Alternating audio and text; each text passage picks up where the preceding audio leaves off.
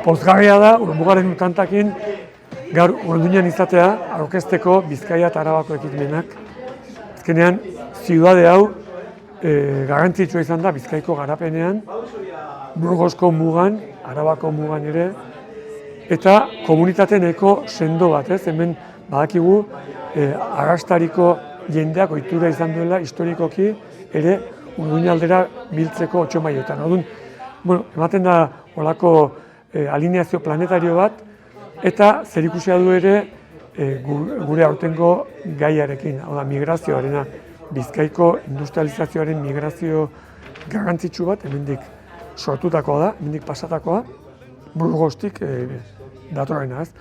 Orduan, hori dena eta joan den urtean hemen izan genuen esperientzia zoragarriaren ondoren egin ziguten ongi etorria bai hemen eta bai Amurrioko udalean non Barandio dagoen etxertatua, ezinbestekoa zen aurten ekitaldi nagusiak Bizkaiko eta Arabakoak hemen ospatzea, ez. Eta urtantaren barruan bi data izango dira, uztailaren 24a Artomaina Delika inguruan eta uztailaren 25a Santillo eguna hemen Urduñan. Egunotan jakina da, ospatzen dela Txarlazoko erromeria, eta horren ondoren egingo dugu erromeri bat hemen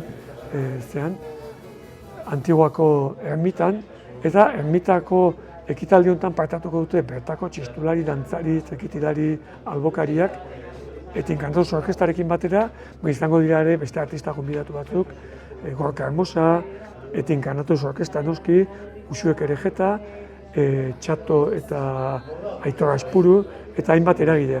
Eta nahi dugu izatea, omenaldi bat ere, hemen mende hasieran garrantzia handia izan duen soinu jole bati, ez, eta hau da Kepa Junkera. Guzti hori eta festa giroa, festa eguna ospatzeko egingo dugu ekitaldi hori, non dantza eta ondo pasatzeko eta bilkurarako egun bat izan nahi duen. Eta bezperan, aldiz, 24an, Artomainan egingo dugu ekitaldi bat non ospatuko da besteak beste, orain dela 80 urte sortutako Eusko Jaurlaritza horren oroimenean.